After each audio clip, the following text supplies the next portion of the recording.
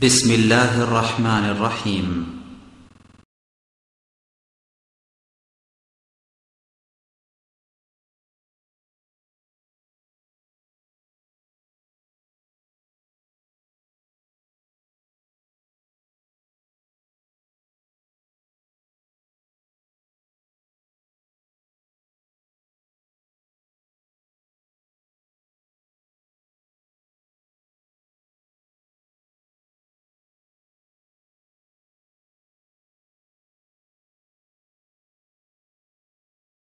إن الحمد لله نحمده ونستعينه ونستغفره ونؤمن به ونتوكل عليه ونعوذ بالله من شرور أنفسنا ومن سيئات أعمالنا من يهده الله فلا مضل له ومن يضلل فلا هادي له وأشهد أن لا إله إلا الله وحده لا شريك له وأشهد أن محمدا عبده ورسوله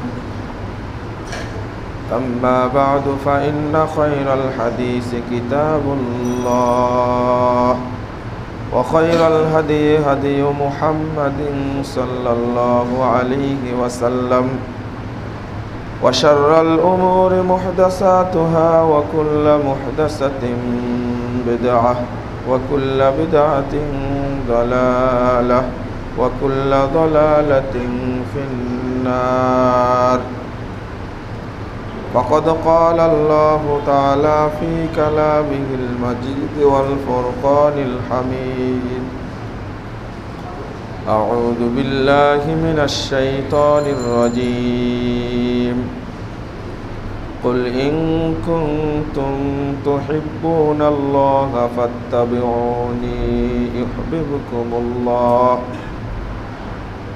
ويغفر لكم ذنوبكم والله غفور رحيم. عن أبي هريرة رضي الله عنه قال قال رسول الله صلى الله عليه وسلم كل أمتي يدخلون الجنة إلا من أبى قيل من أبى قال من أطاعني دخل الجنة ومن عصاني فقد أبى رواه البخاري. যাবতীয় হামদ সানা মহান রব্বুল আলামিনের জন্য এবং যাবতীয় দরুদ ও তাসলিম বর্ষিত হোক শেষ নবী আহমদ মুজতফা মুহাম্মদ মুস্তাফা সাল্লাল্লাহু আলাইহি ওয়াসাল্লামের প্রতি। সম্মানিত মুসল্লিবৃন্দ, সুন্নাতকে প্রত্যাখ্যান করার পরিণাম এ বিষয়ে আপনাদের সামনে সংক্ষিপ্ত খুতবা তুলে ধরবো ইনশাআল্লাহ। ওয়া মা তাওফীকি ইল্লা বিল্লাহ আলাইহি তাওয়াক্কালতু ওয়া ইলাইহি উনীব। আমরা নবী মুহাম্মদ সাল্লাল্লাহু আলাইহি ওয়াসাল্লামকে ভক্তি করি, শ্রদ্ধা করি, নাম শুনলে আঙ্গুলে চুম্বন করি,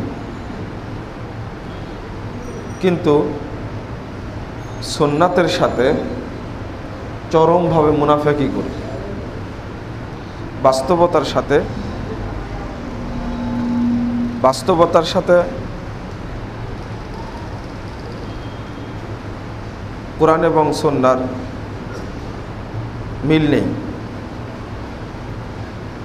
আমি সেটাই আপনাদের সামনে তুলে ধরার চেষ্টা করব এবং অনুরোধ জানাবো সুন্নাতকে গুরুত্ব দেওয়া শিখুন এবং যথাযথভাবে বাস্তবে আমল করার চেষ্টা করুন।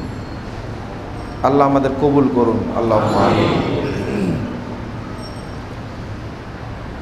সূরা নিসা 115 নম্বর আয়াতে আল্লাহ বলছেন ওমান ইউশাকিকির রাসূল মিন বাদি মা তাবায়্যানা লাহুল হুদা। শরীয়ত প্রকাশিত হওয়ার পর জানলাম এটা রাসূলের সুন্নাহ, বুঝতে পারলাম এটা হেদায়েত। আল্লাহ রাসূল সাল্লাল্লাহু আলাইহি সাল্লাম বলেছেন, আল্লাহর পক্ষ থেকে সংবাদ দিয়েছেন, যখন জানতে পারলাম এর পরেও বিরুদ্ধাচারণ করলাম। ওয়া ইয়াত্তাবি গায়রা সাবিলিল মুমিনিন, এবং সাহাবা কেরাম যে রীতিনীতির উপরে চলেছেন এটার উল্টা পথে চললাম। আল্লাহ বলছেন নুআল্লিহি মা তাওয়াল্লা, ওর ইচ্ছা মতো যেদিকে চলতে চায় আমি ওকে চলার সুযোগ দেব। অনুসলিহি জাহান্নাম, অতঃপর আমি তাকে জাহান্নামে আছাড় দেব। এটা আল্লাহ বলছেন, খুব নর্মাল ভাষা, যে যার কাছে হেদায়েত প্রকাশিত হবে যে এটা দলিল, এটা শরীয়ত, এটা আল্লাহর পক্ষ থেকে প্রদত্ত বিধান, এটা তার কাছে স্পষ্ট জানার পরেও সে বিরোধিতা করবে, কৌশলে এড়িয়ে যাবে, তাকে প্রত্যাখ্যান করবে, তাকে বর্জন করবে, তার পরিণাম অত্যন্ত ভয়াবহ। আল্লাহ বলছেন যে ঠিক আছে, ওর মতো ও যেভাবে চলতে চায় নুআল্লিহি, আমি তাকে চলার সুযোগ দেব, ওর মতো চলুক।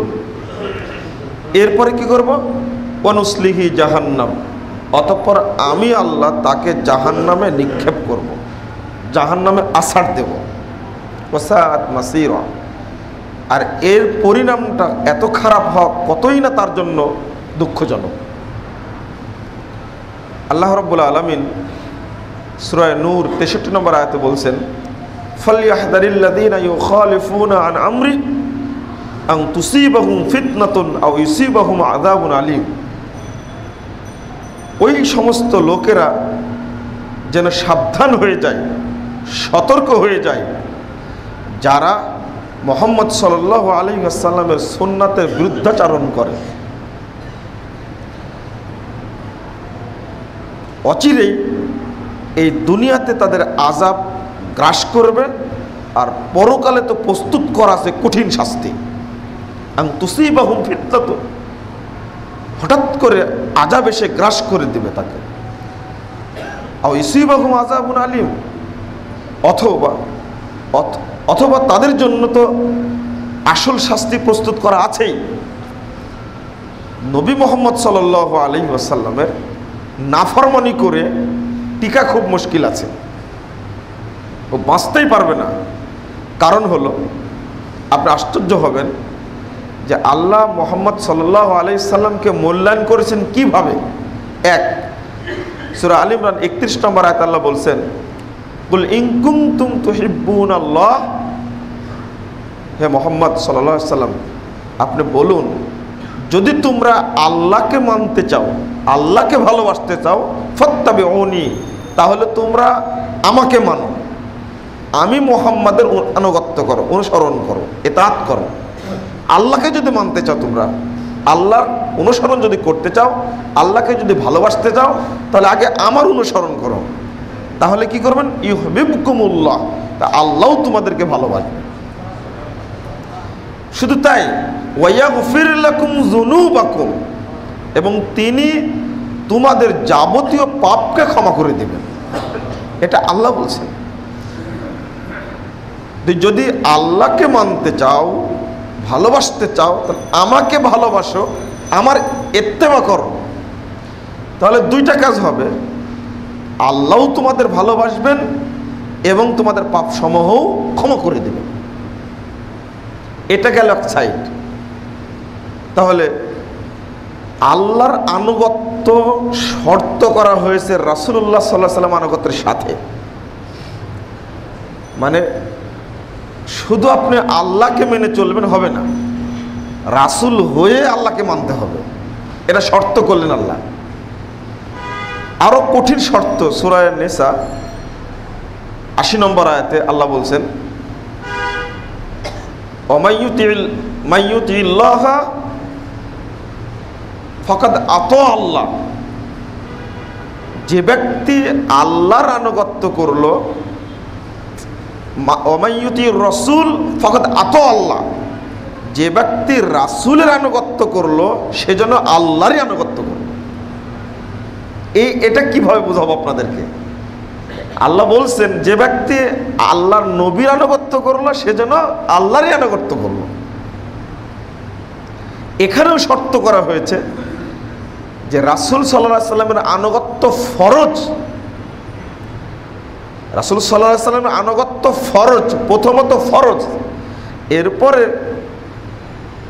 তিনি যে হুকুম আহকামগুলো দিয়েছেন সেগুলোর মধ্যে কিছু আছে ফরজ, কিছু আছে সুন্নাত, কিছু আছে ওয়াজিব, কিছু আছে মুস্তাহাব, এইগুলো বিষয় পরে। কিন্তু রাসূল সাল্লাল্লাহু আলাইহি ওয়াসাল্লাম এর আনুগত্য করা ফরজ, এটাকে মেনে নিতে হবে, এটাকে মেনে নিতে হবে, এটা ফরজ। এবার নবী মুহাম্মদ সাল্লাল্লাহু আলাইহি ওয়াসাল্লাম বলছেন, সহিহ বুখারীর 2য় খণ্ডের 1081 পৃষ্ঠায় হাদিসটি বর্ণিত হয়েছে, 82 পৃষ্ঠায় আল্লাহ নবী বলছেন, মান আতা মুহাম্মাদান ফাকাদ আতা আল্লাহ, যে ব্যক্তি মুহাম্মদ সাল্লাল্লাহু আলাইহি ওয়াসাল্লামের আনুগত্য করলো সে যেন আল্লাহরই আনুগত্য করলো। ওমান আসা মুহাম্মাদান ফাকাদ আসাল্লাহ, যে ব্যক্তি মুহাম্মদ সাল্লাল্লাহু আলাইহি ওয়াসাল্লামের বিরোধিতা করলো সে যেন আল্লাহরই বিরোধিতা করলো। তারপরে বলছেন, ওয়া মুহাম্মাদুন ফারাকুম বাইনান নাস, তোমরা মনে রেখো একমাত্র মুহাম্মদ সাল্লাল্লাহু আলাইহি ওয়াসাল্লাম হলেন মানুষের মাঝে হক এবং বাতিলের পার্থক্যকারী একমাত্র ব্যক্তি, আর কেউ না। তিনি যেটাকে বলেছেন হক সেটা হক, কিয়ামত পর্যন্ত হক। তিনি যেটাকে বলেছেন বাতিল, কিয়ামত পর্যন্ত বাতিল। এই হককে কেউ বাতিল করতে পারবে না, আর বাতিলকে কেউ হক বানাতে পারবে না। একমাত্র ব্যক্তি তিনি মুহাম্মদ সাল্লাল্লাহু আলাইহি ওয়াসাল্লাম। এখন আপনাদের একটা মূলনীতি বলি, মূলনীতি বলছি এই জন্যই, প্রত্যেকটি ক্ষেত্রে নবী মুহাম্মদ সাল্লাল্লাহু আলাইহি ওয়াসাল্লাম মূলনীতি দিয়ে গেছেন। এই মূলনীতি ব্যতিরেকে আপনি পথ চলতে পারবেন না।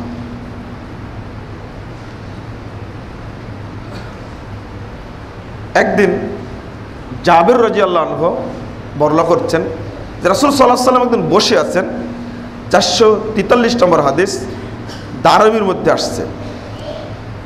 তো যা উমর ইবনুল খাত্তাব বিনুসখাতিন মিনাত তাওরাত, তাওরাতের একটা নুসখা নিয়ে আসলেন।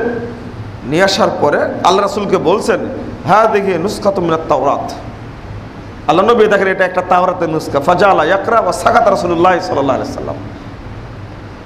তো তাওরাতের নুসখা যখন পড়তে শুরু করলেন উমরে ফারুক, তখন আল্লাহ রাসূল চুপে গেলেন। ওয়া তাগায়্যারা ওয়াজহু রাসূলুল্লাহ সাল্লাল্লাহু আলাইহি ওয়াসাল্লাম, আল্লাহর নবীর চেহারা একেবারে পরিবর্তন হয়ে গেছে রাগে। আবু বকর রাদিয়াল্লাহু আনহু বলছেন, সাকিলাতকা সাওয়াকিলা ওমর, ওমর তুমি ধ্বংস হয়ে যাও, তুমি ধূলিসাৎ হয়ে যাও। আর তারা মাবি ওয়াজহি রাসূলুল্লাহ সাল্লাল্লাহু আলাইহি ওয়াসাল্লাম, তুমি কি দেখছো না রাসূলের চেহারার দিকে অবস্থাটা কি হয়েছে? ফানাযারা উমর ইলা ওয়াজহি রাসূলুল্লাহ সাল্লাল্লাহু আলাইহি ওয়াসাল্লাম, এবার উমরে ফারুক রাসূলের দিকে তাকালেন, তাকিয়েই বলছেন, আউযু বিল্লাহি মিন গযাবিল্লাহ ওয়া মিন গযাবি রাসূলি, রাদিনা বিল্লাহি রাব্বাহু ওয়া বিল ইসলামি দীনাহু ওয়া বি মুহাম্মাদিন নাবিয়্যা। তাকি এখনো আমল করেনি, কেবল পড়ছে। এটা রাগান্বিত অবস্থা দেখে ওমরে ফারুক বলছেন, আমি আল্লাহর গজব থেকে, আল্লাহর নবীর অসন্তুষ্টি থেকে আল্লাহর কাছে পরিত্রাণ চাচ্ছি। আল্লাহকে রব হিসাবে পেয়ে, ইসলামকে দিন হিসাবে পেয়ে, মুহাম্মদকে নবী হিসাবে পেয়ে আমরা সন্তুষ্ট হয়েছি। এই কথা বলে চুপে গেলেন ওমর রাদিয়াল্লাহু আনহু। এবার আল্লাহ নবী মুখ খুললেন, গর্জে উঠে বলছেন, ভাবখানা এরকম, ওয়াল্লাযী নাফসু মুহাম্মাদিন বিয়াদিহি, আল্লাহর কসম করে বলছি যার হাতে মুহাম্মাদের আত্মা আছে, লাউ বাদা লাকুম মূসা ফাত্তাবাতুমুহু ওয়া তারাকতুমুনি, রাখো তোমার তাওরাত। কিসের তাওরাত? তাওরাতের 5 পয়সা দাম নাই, তাওরাত তো বিকৃত। তুমি তাওরাত পড়ছো? লাউ বাদা লাকুম মূসা ফাত্তাবাতুমুহু, স্বয়ং মূসা আলাইহিস সালাম যদি আসেন আর তোমরা যদি তাকে মেনে নাও, ওয়া তারাকতুমুনি, আর আমাকে যদি ছেড়ে দাও, লা দালালতুম আন সাওয়াইস সাবিল, তবুও তোমরা জান্নাতের পথ থেকে সরে গিয়ে জাহান্নামের পথে চলে যাবে। স্বয়ং মূসা আলাইহিস সালামকে যদি মেনে নেয় মুহাম্মদের উম্মত, তবুও তারা জাহান্নামে যাবে। শোনো, লাউ কানা হাইয়া, যদি আজকে মূসা আলাইহিস সালাম জীবিত থাকতেন, লাত্তাবানি, তিনি আমারই অনুসরণ করতেন, তিনি আমারই অনুসরণ করতেন। সহিহ মুসলিমে ঈমান অধ্যায়ে একটা হাদিস রয়েছে,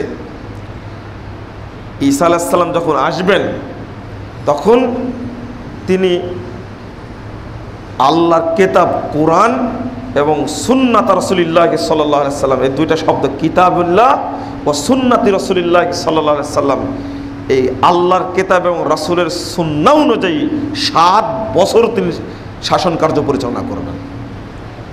এখানে ঈসা আলাইহিস সালামের সুন্নাতের 5 পয়সা দাম নাই। যদিও একজন নবী, তিনি কোরআন এবং সুন্নাহ দ্বারা তিনি শাসন কার্য পরিচালনা করবেন, এটা ঈমান। তো আজকের প্রেক্ষাপটে যত দল আর ফেরকা, যত বিভক্তি আর যত নাম বের হয়েছে, ঈসা আলাইহিস সালাম আসলে এদের যে কি পরিণাম হবে আল্লাহ পাকই ভালো জানে। এটা তো অগ্রিম বলা যাচ্ছে না। কেউ পরিচয় দেয় না আমি মুহাম্মদ সাল্লাল্লাহু আলাইহি সাল্লাম অনুসারী, কেউ পরিচয় দেয় না। বলে আমি দেওবন্দি, আমি বেরলভি, কে বলে আমি চিস্তি, আমি মুজাদ্দেদি, আমি নকশাবন্দি, আমি কাদারি, আমি মাঝভান্ডারি, আমি চরমুনাই, আমি আটরশি, আমি ফুরফুরা, আমি দেওয়ানবাগি, আমি কুতুববাগি, আমি রাজারবাগি, হাজারবাগি, কত রকমের নাম। এটা কেউ বলে না আমি মোহাম্মদি, কেউ বলে না।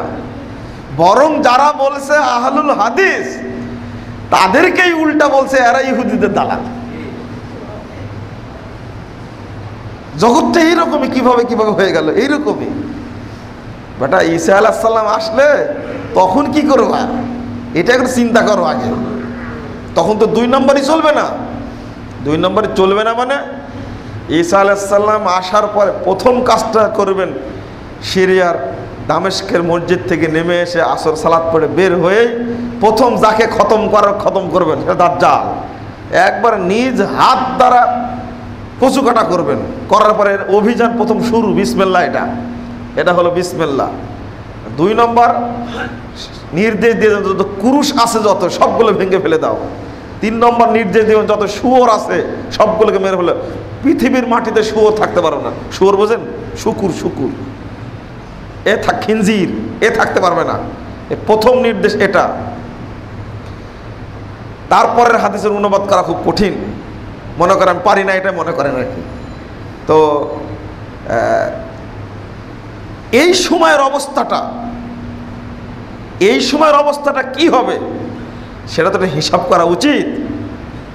আজকে ইহুদি এবং খ্রিস্টানরা ঐক্যবদ্ধভাবে লেগেছে মুসলিম উম্মাকে কিভাবে জঙ্গি প্রমাণ করে মুসলিম রাষ্ট্রগুলোকে একবারে ধরাশায়ী করা যায়। আগেও ছিল ইহুদিদের পরিকল্পনায় উসমান আলীকে হত্যা করা হয়েছে। তাদেরই পরিকল্পনা আজকে মুসলমানদের মধ্যে থেকে জঙ্গি তৈরি করে মুসলিম রাষ্ট্রগুলোকে জঙ্গি প্রমাণ করে আপ্রাণ চেষ্টা করছে। মার্চ মাস, সামনে এপ্রিল আসবে, এই 2টা মাসের গেল ফেব্রুয়ারি, এই 3টা মাসের মুসলিম ঐতিহ্য ধ্বংস করার একটা ইতিহাস আছে। তার মধ্যে একটা হলো 1258 খ্রিস্টাব্দে 14ই ফেব্রুয়ারি 1516 3 দিনে হালাকুখা বাগদাদের 40 লক্ষ মুসলমানকে হত্যা করেছিল একবারে। এটা হলো ফেব্রুয়ারির ইতিহাস। এপ্রিল ইতিহাস, 1 এপ্রিল ফুলস ডে, একটা ইতিহাস যেখানে 7 লক্ষ নারী পুরুষকে স্পেনের মসজিদে বন্দি করে আগুন লাগিয়ে দিয়ে পুড়িয়ে ফেলেছে একবারে। এরা ইহুদি খ্রিস্টানরাই করেছে। স্পেনের ইতিহাস আজকের নতুন ইতিহাস না। এখনো মারছে মুসলমানদেরকে, এখনো দিব্যি মারছে। দেখেন না মায়ানমারের অবস্থা, দেখলেন না কিভাবে তাজা মানুষের চামড়া ছিলে মেরে ফেলা হচ্ছে। ইহুদি খ্রিস্টানরা একবার মুখে কুলু ফেটে বসে আছে, কথা বলে না। আরে আমাদের সরকার তো জায়গা তো দিল অন্তত। আর বড় বড় মুললরা খালি তদন্ত আসে, ওই জাতিসংঘের অমুক তদন্ত, অমুক কমিটি, কিন্তু কিছুই না। মেরে শেষ করে দিক, তারপরে যা হয় হবে। এটা হলো হিসাব। কিন্তু একটা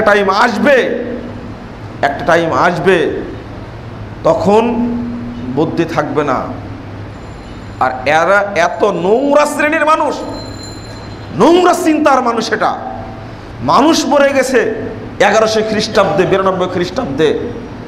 আর 1917 সালে এসে আপনার ফিলিস্তিনে সালাউদ্দিন আইয়ুবীর কবরের উপরে বাম পা রেখে ফরাসি জেনারেল গুরিয়ান বলছেন, we have come back Salahuddin, Salahuddin মনে রেখো আমরা আবার ফিলিস্তিনে ফিরে এসেছি। কিন্তু এই কথা বলার পরে 1924 সাল পর্যন্ত টিকে ছিল ফিলিস্তিন। আর আমেরিকার জেনারেল বলল কি, যে টুডে ইজ দ্য ক্রুসেড। ওই যে 1192 শুরু হয়েছিল ক্রুসেড, ধর্মযুদ্ধ, আজকে ফিলিস্তিন দখল করার পরে এটা শেষ হলো। আমি এই কথাটা বলার সময় বলি যে কই সালাউদ্দিন আইয়ুবী বেঁচে থাকতে তো সাহস হয়নি, আর মরে গেছে, লাশ হয়ে গেছে, পচে গেছে, হাড় হুড্ডিও নাই, কবরের উপরে পা রেখে তুমি বলে দিলে এটা বীরত্ব হলো? এটা তো বীরত্ব না। একটা ভদ্র থাকতে পারে।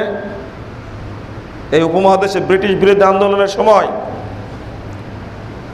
ঐতিহাসিক, জার্মান ঐতিহাসিক, তিনি লিখতে গিয়ে একটা কথা বলছেন, on the strength of Christendom consistent in the subcontinent but had not second Ismail's power। বলতে বলতে ভাবখানে কলম উঁচিয়ে বলছেন, হে ইহুদি খ্রিস্টান সাম্রাজ্য শুনে রাখো, তোমরা উপমহাদেশের মুসলমানদেরকে শাস্তা করার জন্য ঐক্যবদ্ধ হয়েছিলে, 190 বছর শাসন করেছো, কিন্তু ইসমাইলের পশম পর্যন্ত নড়াতে পারোনি তোমরা।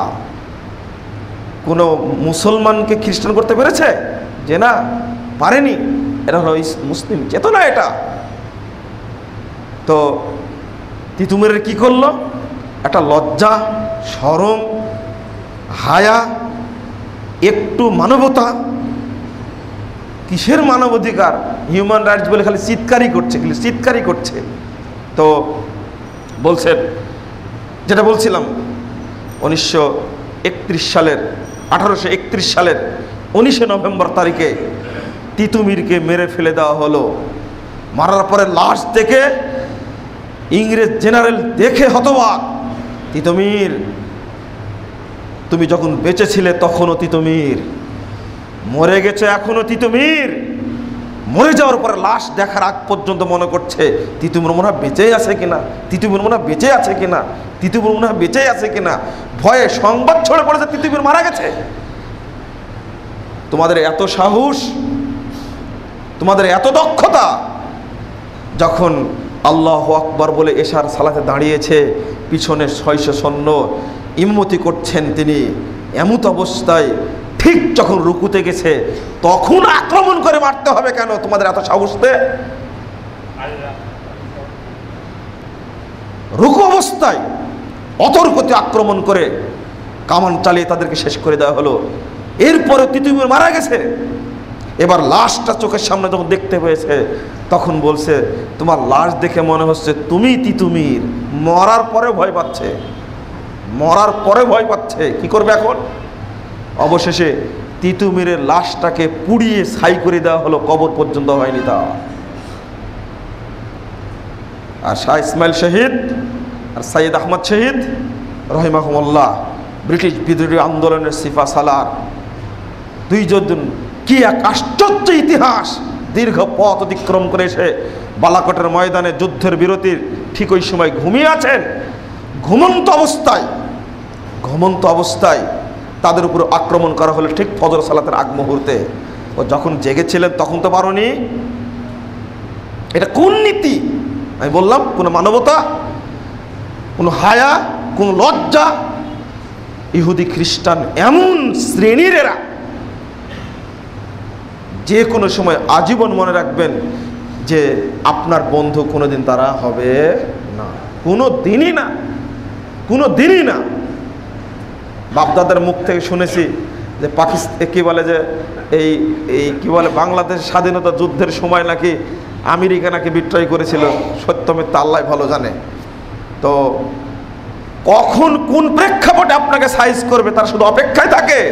ইতিহাসগুলো স্মরণ করাই দিলাম আপনাদের। আমি তো কোনো এইগুলো বলতে চাই না, কিন্তু বলতে বাধ্য হলাম এই জন্য যে এমন একটা প্রেক্ষাপট তৈরি হচ্ছে, বুঝতে পারেননি কেন কথাগুলো বললাম? এমন একটা প্রেক্ষাপট তৈরি হচ্ছে, শাহ ইসমাইল শহীদ, সাইয়েদ আহমদ শহীদ, দুইজনকে মেরে ফেলা হলো, একই দিনে ৭০ জনকে মেরে ফেলে দেওয়া হলো অতর্কিত ঘুমন্ত অবস্থা আক্রমণ করে। এই দুইজন বিদ্বানকে টুকরো টুকরো করে করে করে কেটে কাক নদীতে ভাসিয়ে দেওয়া হলো, যেন এদের কবর মাটিতে না হয়, মুসলমানরা যেন অস্তিত্ব না পায়। যখন শাহ ওলিউল্লাহ মুহাদ্দিস দেহলভির মার্কাজটা দেখতে গেলাম ইন্ডিয়ায়, দেখার পরে আমি কেঁদে ফেলে দিলাম। এখানে সব ভাইয়ের কবর আছে, ফলকে নাম লেখা আছে, কিন্তু এখানে শাহ ইসমাইল শহীদের কবরটা নাই। বেঁচে থাকলে এখানে তারও কবর হতো। আপনারা গিয়ে দেখেন বাবে শাহ অলি লেখা আছে, একেবারে দিল্লি জামে মসজিদ থেকে ২.৫ কিলোমিটার দূরে। এখানেই দেখতেন ওই ছোট্ট মসজিদটা এখন রেখে দিয়েছে, ভেঙে দেয়নি। মসজিদটাকে এগিয়ে গিয়ে দেখবেন সেখানে মাজারের মতো করা আছে, সবার নাম লেখা আছে ওখানে। শাহ ওলিউল্লাহ মুহাদ্দিস দেহলভিরও কবর আছে ওখানে, কিন্তু সব ভাইয়ের নামগুলো লেখা আছে। যে শাহ ইসমাইল শহীদ, তার কবর নাই ওখানে, নামটাও নাই ওই জায়গায়। খুব দুঃখ পেয়েছিলাম ওই জায়গায়। ইতিহাসের সাথে বাস্তবতা কত করুণ, এতই করুণ। আজকে সেই সময় যেমন সুন্নাতের অনুসারীদেরকে ধরে ধরে উপমহাদেশে ইংরেজদের হাতে ধরে দেওয়া হতো।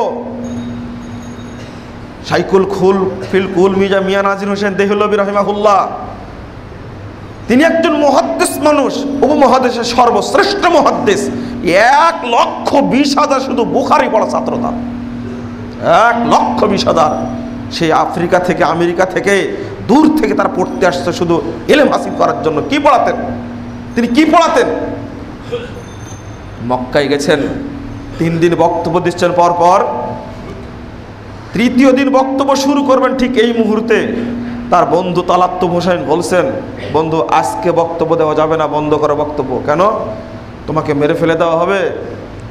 বেদাতিরা খেপে গেছে চারিদিকে। মিনায় ৩ দিন অবস্থান করতে হয়, এই ৩ দিনে ভাষণ দিচ্ছেন তিনি। হাজার হাজার মানুষ তার বক্তব্য শুনে আকীদা পরিবর্তন করছে, বেদাতিরা সহ্য করতে পারেনি। মুহাদ্দিস মানুষের রেনেসাঁ সম্পূর্ণ, পূর্ণ জাগরণে বুক ভর্তি, তিনি কি এই পরামর্শ মানতে পারেন? তিনি বলছেন, বলো কি তুমি? ইসি হারাম में इमाम नसाई भी शहीद हुए जहां मेरा कत्ल के लिए मंसूरा हो रहे हैं, मैं अपने कत्ल के लिए आमादा हो, बल इस तबलीग से बाज ना होंगे। মনে রেখো, এই হারাম চত্বরে ইমাম নাসাইয়ের মতন বিশ্ববিখ্যাত মুহাদ্দিসকে হত্যা করা হয়েছে, যেখানে আমাকে হত্যা করার পরিকল্পনা নিয়েছে বেদাতিরা।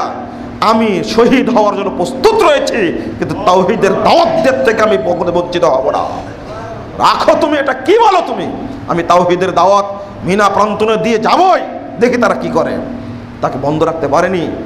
এই সফর থেকে হজ করে আসছিলেন, আসার পথে তিনি স্টেশন থেকে নেমে তাকে মানুষ এত শ্রদ্ধা করেছিলেন, 3 দিন আগ পর্যন্ত সমস্ত ট্রেনের টিকিট বিক্রি হয়ে গেছে, কেউ যেতে পারে না। ওই দিন হাজার হাজার মানুষ তাকে স্বাগত জানাচ্ছে।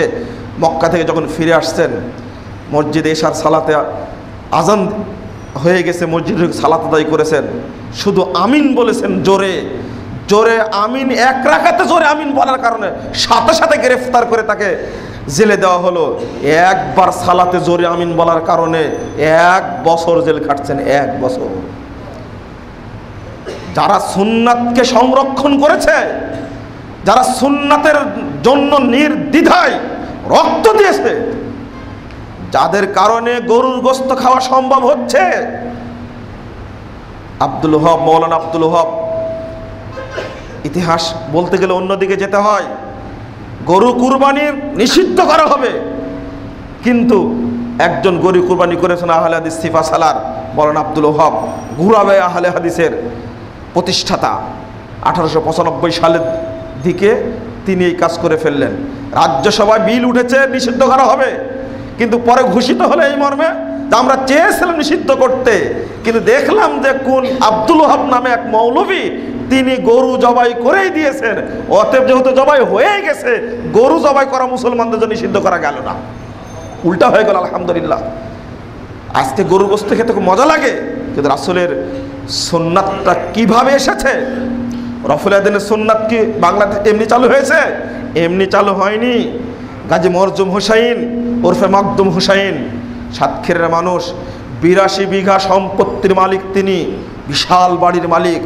শুধু রফুল আদান একবার করার কারণে দিল্লির জামে মসজিদে আজকে রফুল আদান হাদিস মানতে গেলে বাংলাদেশের মসজিদ থেকে গলা ধাক্কা দিয়ে বের করে দেওয়া হচ্ছে, মসজিদের সামনে লিখে দেওয়া হচ্ছে এই মসজিদে রফুল আদান করা, বুকে হাত বাঁধা, জোরে আমিন বলা নিষিদ্ধ।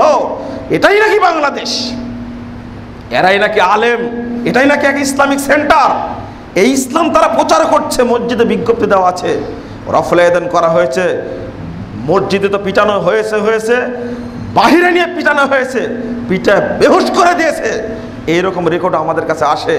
আমি এই সমস্ত ভাইদেরকে বলি, এই রেকর্ড আজকের নয়।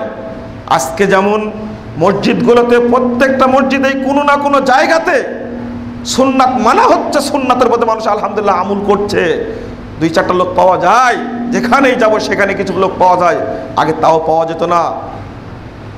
ঠিক গাজী মরজুম হুসাইন তিনি রফুল আদান করলেন, তার সাথীরা বলল যে আজকে দিল্লির জামে মসজিদ রফুল আদান করলে সমস্যা হবে। কেন? কারণ তোমাকে ইংরেজরা ধরে নিয়ে যাবে, তো ওহাবি বলে ধরে দেওয়া হবে। তিনি রফুল আদান করলেন। তিনি বললেন যে অসম্ভব, রফুল আদান না করে যদি মারা যায়, যদি আমার ফাঁসি হয়ে যায়, কাল কিয়ামতের মাঠে রাসূলের সামনে আমি মুনাফিক হয়ে মুখ দেখাতে পারবো না। আমি রফুল আদান করেই সালাত আদায় করব। বুকে হাত বেঁধে রফুল আদান করে সালাত আদায় করলেন। সালাত শেষ হতে না হতে গ্রেফতার হয়ে গেলেন। একবার নয়, 2 বার নয়, 3বার ফাঁসির কাস্টে ঝোলানো হলো। 3 বারই ফাঁসির দড়ি ছিঁড়ে পড়ে গেছে। মৃত্যুর ফয়সালা আসমানে হয়ে থাকে। শুধু সুন্নাতকে বাঁচানোর স্বার্থে তার জমি বাজেয়াপ্ত করা হলো, বাড়ি বাজেয়াপ্ত করা হলো। তিনি মাত্র একটা ছোট্ট বদনা নিয়ে দিল্লি থেকে বেরিয়ে চলে আসতেন সাতক্ষীরাতে। সুন্নাতকে তারা এইভাবে সংরক্ষণ করেছেন। আজকে আমরা কখনো মনে করবেন না, আপনি আমি মনে করবেন না কখনো এই মর্মে যে আহলে হাদিসরা ছাড়া অন্যরা সুন্নাতের হেফাজত করবে, কখনোই না। যারা সালাফি গোটা পৃথিবীতে, যারা আহলে হাদিস, যারা সালাফি আকীদার মানুষ, আহলে সুন্নাহ ওয়াল জামাত গোটা পৃথিবীতে তারাই কেবল সুন্নাতকে সংরক্ষণ করে ধরে আছে শক্ত করে। বাকিরা সুন্নাতকে কবর দেওয়ার জন্য ব্যস্ত রয়েছে। প্রায় সবাই সুন্নাতের শত্রু, পিছনে লেগে আছে হাদিসকে কাটছাট করা, হাদিস থেকে শব্দ তুলে দেওয়া, হাদিসের অপব্যাখ্যা করা, কোরআনের অপব্যাখ্যা করা, এটা নিয়েই চলছে। কিন্তু আমরা আজকে চুপটি করে বসে আছি। আমি মূলনীতি বলছিলাম, মুহাম্মদুর রাসূলুল্লাহ সাল্লাল্লাহু আলাইহি ওয়াসাল্লাম সহ্য করতে পারলেন না, ঘোষণা দিলেন, রাখো তোমার তাওরাত।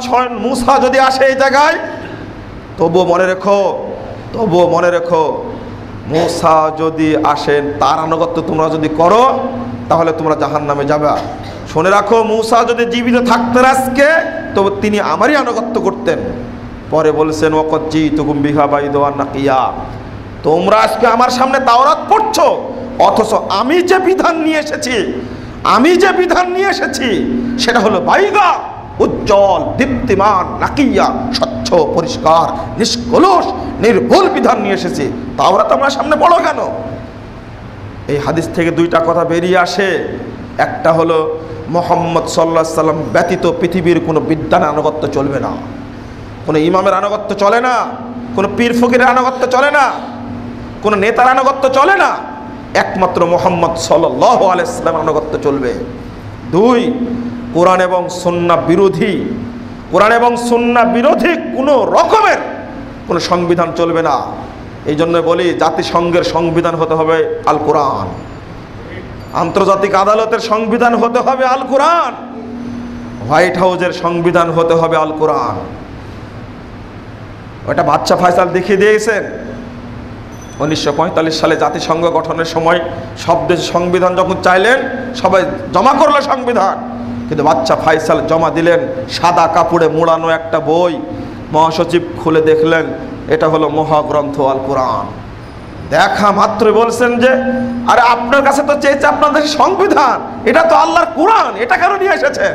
বাচ্চা ফাইসাল সিংহের মতো হুঙ্কার ছেড়ে বলেছিলেন, মহাসচিব শুনে রাখুন, সৌদি আরবের সংবিধান সেটাই যেটা পৃথিবীর সমস্ত সংবিধান বাতিল ঘোষণা করে আসমান থেকে লেটেস্ট গ্রন্থ হিসাবে নাজিল হয়েছে মহাগ্রন্থ আল কুরআনই হলো সৌদি আরবের সংবিধান। এই জন্য জমা দিলাম এটা। এই হাদিসের মধ্যে এই দুইটা জিনিসই প্রমাণিত হয় যে না, আগে প্রথমে ঈমান আনুন, হাদিসটা মানার চেষ্টা করুন, আগে ঈমান আনুন, আগে ঈমান পোষণ করুন হাদিসের উপরে। মূলনীতি যেটা বলছিলাম, প্রত্যেকটি ক্ষেত্রেই নবী মুহাম্মদ সাল্লাল্লাহু আলাইহি ওয়াসাল্লাম মূলনীতি দিয়ে গেছেন। 631 নম্বর হাদিস খুলুন, সহিহ বুখারী। আল্লাহ নবী বলেছেন, সল্লু কামা রাআইতুমুনি উসাল্লি। সালাতের ক্ষেত্রে নবীর মূলনীতি, সালাতের ক্ষেত্রে নবীর মূলনীতি, তোমরা ওইভাবে সালাত আদায় করো যেভাবে আমাকে সালাত আদায় করতে দেখছো। এটা ঈদের সালাত হোক, তারাবির সালাত হোক, জানাজার সালাত হোক, তাহাজ্জুদের সালাত হোক, বিতির সালাত হোক, ফরজ হোক, নফল হোক, জহর, আসর, মাগরিব, এশা, যে সালাতে হোক না কেন, যত সালাত রয়েছে একজনের নীতিতে পড়তে হবে, তিনি হলেন মুহাম্মদ সাল্লাল্লাহু আলাইহি সাল্লাম। জানাজার সালাতে সূরা ফাতিহা পড়লে নাকি জানাজার সালাত হবে না, অথচ আল্লাহর নবী বলছেন যে সূরা ফাতিহা না পড়লেই জানাজার সালাত হবে না। উল্টা হয়ে গেল না, এখন সব উল্টা করে দিচ্ছে। আল্লাহর নবী জানাজার সালাতে সূরা ফাতিহা পড়তেন। 178 পৃষ্ঠা খুলুন সহিহ বুখারী। ইবনু আব্বাস রাদিয়াল্লাহু আনহু জানাজা একদিন জোরে পড়ছেন, জানাজার সালাতে কেরাত জোরে পড়লেন। জানাজার সালাতে সানা পড়া চলে না, এই হাদিস নাই, সানা পড়া যাবে না, সূরা ফাতিহা দিয়ে শুরু করতে জানাজার সালাত।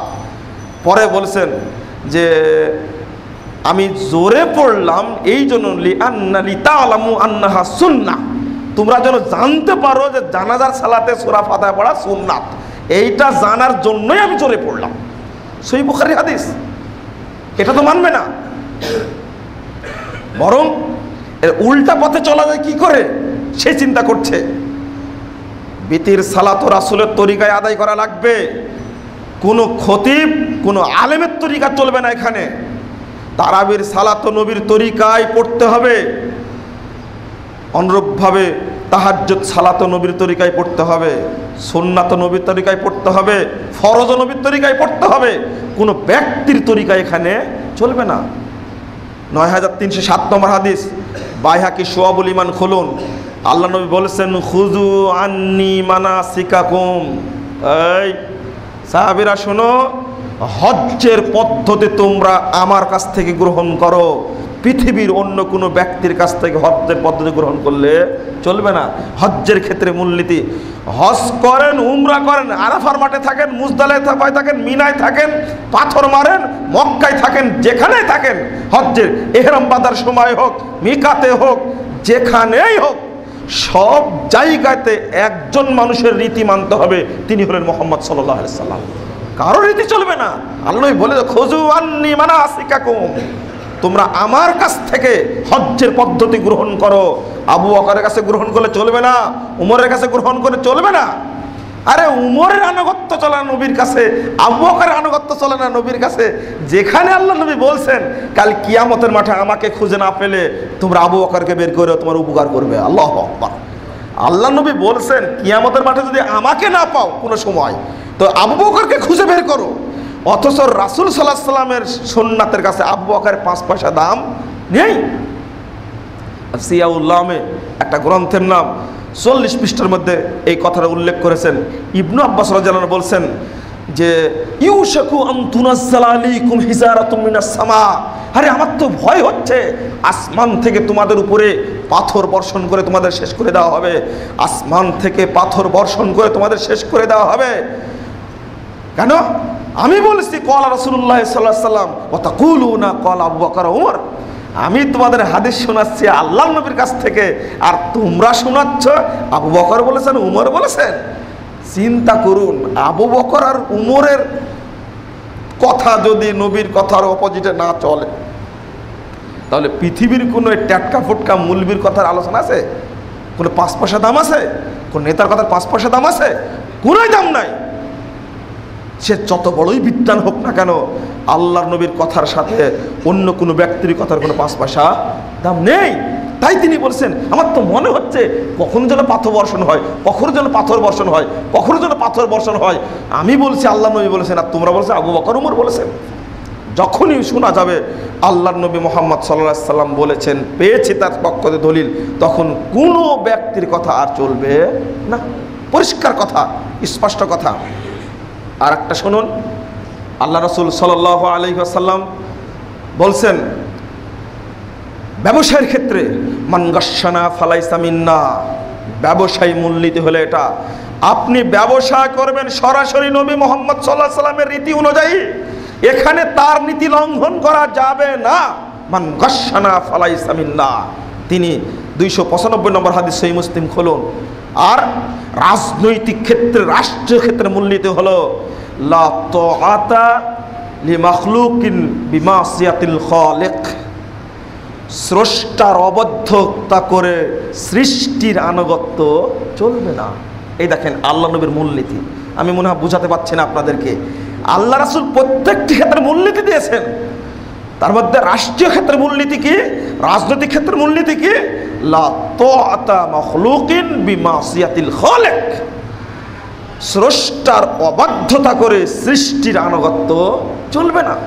আর এই হাদিসটা কিতাবুল ইমারতের মধ্যে আসছে, বিচার ও প্রশাসন অধ্যায়ের মধ্যে আসছে। আল্লাহ রাসূল সাল্লাল্লাহু আলাইহি ওয়াসাল্লাম সিয়ামের ক্ষেত্রে মূলনীতি কি দিলেন, মাল্লাম ইয়াদা কাওলা যুর ওয়াল আমালা বিহি ফালাইসা লিল্লাহি হাজা আইয়াদা তাআমাহু ওয়া শারাবা, যে ব্যক্তি সিয়াম রাখার পরে মিথ্যা কথা ছাড়লো না, খারাপ কাজ ছাড়লো না, তার খাওয়ার না খাওয়া দুইটা সমান আল্লাহর কাছে যায় আসে না। এটা একটা মূলনীতি। আল্লাহ নবী প্রত্যেকটি ক্ষেত্রে মূলনীতি দিয়েছেন। আজকের প্রেক্ষাপটটা কিভাবে উল্টা হয়ে গেল হঠাৎ করেই, গোটা দেশেই একটা নতুন করে আবার একটা গভীর থেকে ষড়যন্ত্র করা হচ্ছে এই মর্মে যে আহলে হাদিসদেরকে কিভাবে বিপাকে ফেলা যায়, কিভাবে তাদেরকে ধরাশায়ী করা যায়। কোনো আলেম তো একবারে মানে শপথ করে মাঠে নেমেছে, ওর মরা বাপের মাথা খেয়ে মাঠে নেমেছে এই মর্মে, যেখানে আহলে হাদিস আলেমুলা বক্তব্য দেবে সেখানে ধরো আর সেখানে বন্দি করো, থানায় রিপোর্ট দাও জেএমবি বলে। আহলে হাদিসরা জেএমবি? আহলে হাদিসরা সুন্নাতের রক্ষক, আহলে হাদিসরা জেএমবি দেশের শত্রু। দেশের শত্রু কারা?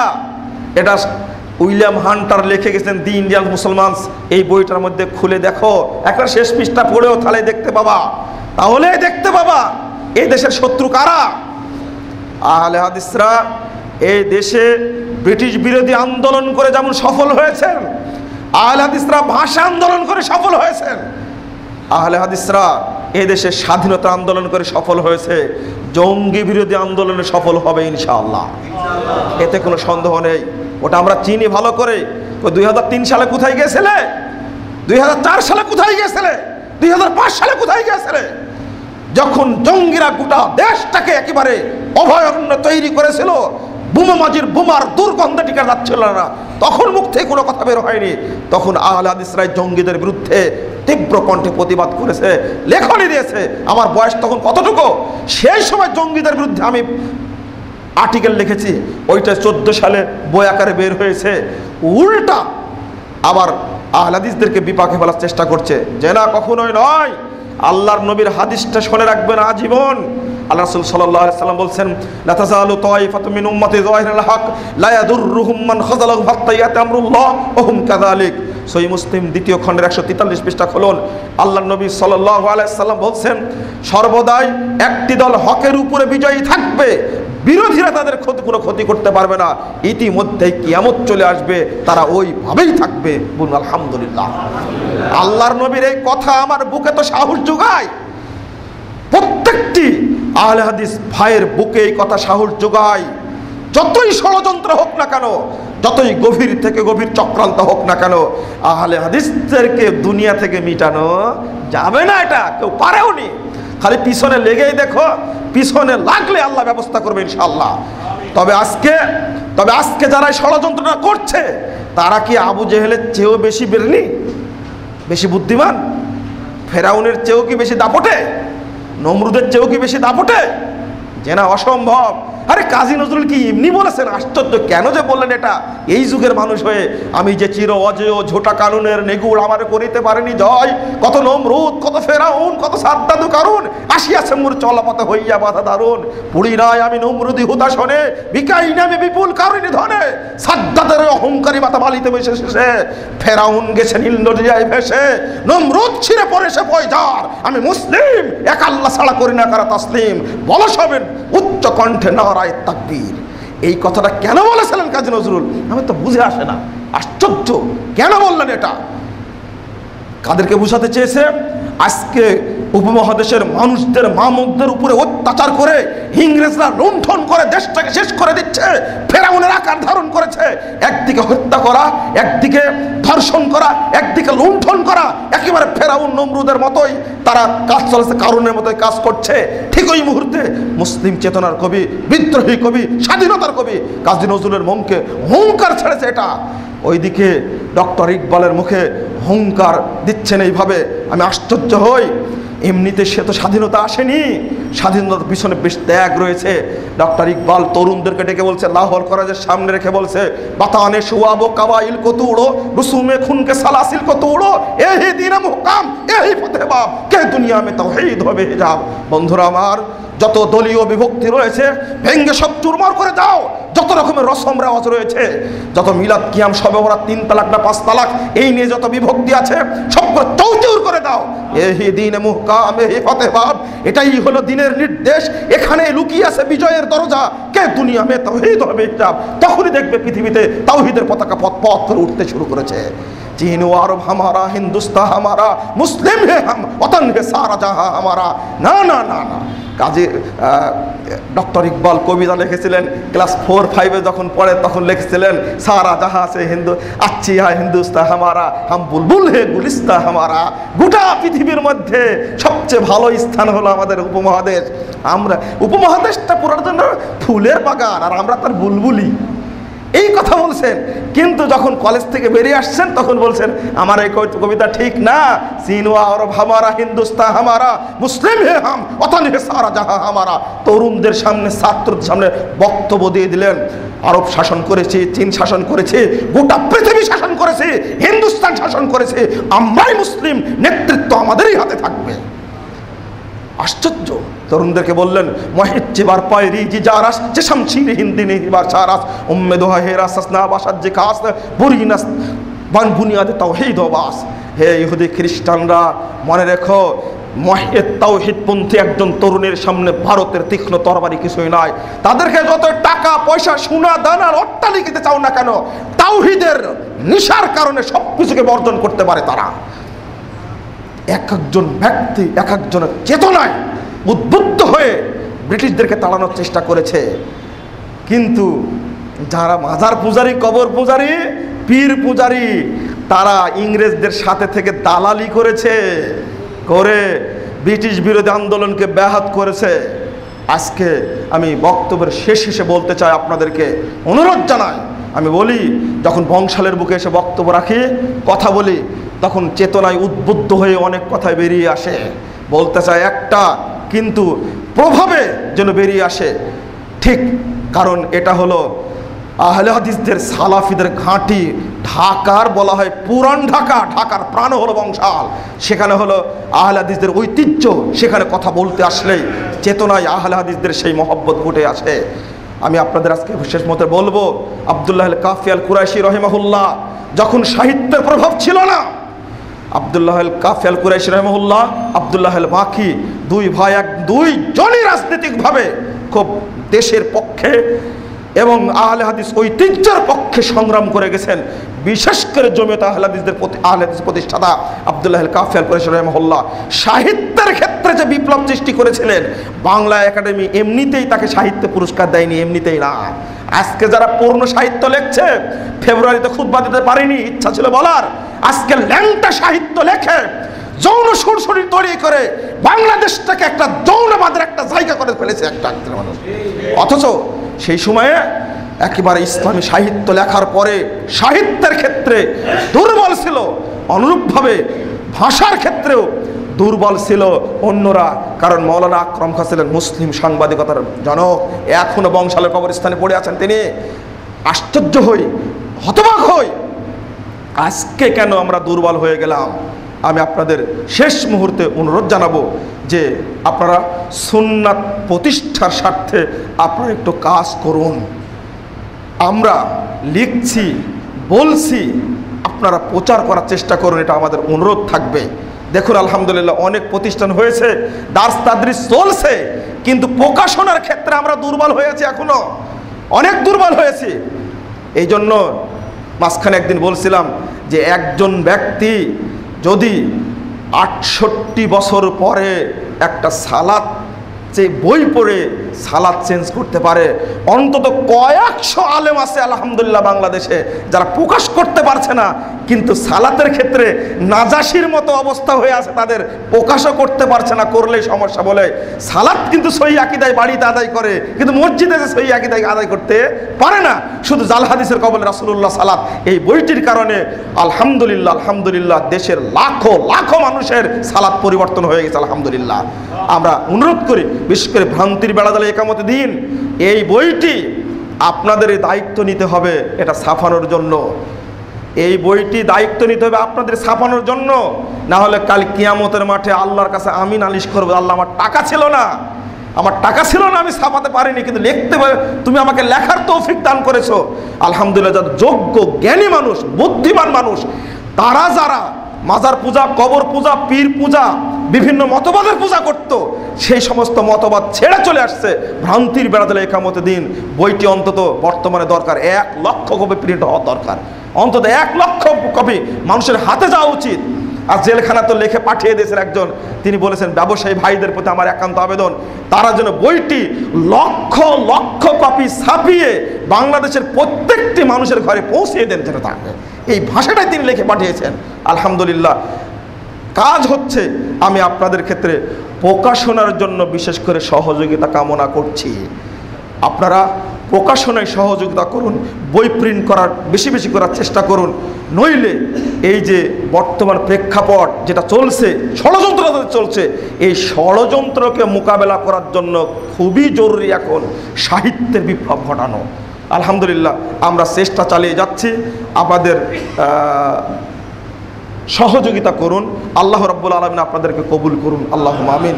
আজকে রাসূলের একটা হাদিস বলে শেষ করে দেব, সেটা হলো আল্লাহ নবী বলছেন ইন্না মিন ওয়ারাইকুম সামানা সাবরিন, সাহাবীরা তোমাদের পরে একটা ধৈর্যের যুগ আসবে, কেউ সুন্নাত মানতে পারবে না।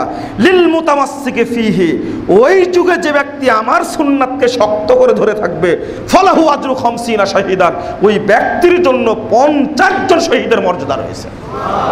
ওমরে ফারুক বলছেন আল্লাহ নবী এই 50 জন শহীদ কি তাদের যুগের না আমাদের যুগের? আল্লাহ নবী ধমক দিয়ে বলছেন লা বাল মিনকুম, আরে ওমর না না তাদের যুগের মানে, আরে তোমাদের যুগে বদর, উহুদ, খন্দকে শহীদ হওয়া 50 জন শহীদের মর্যাদা পাবে সে। কেন? আলবানী বলছেন সাহাবীরা সুন্নাত মানতেন, রাসূলকে দেখে, জিবরিলকে দেখে, ওহী নাযিল হওয়া দেখে, মুজিজা দেখতেন, কিন্তু ওই সুন্নাতই এখন আমরা মানছি যেখানে রাসূল নেই, সাহাবী নেই, জিবরিল নেই, ওহী নাযিল হওয়া দেখি না, মুজিজা দেখি না, হুবহু সেটাই মানছি।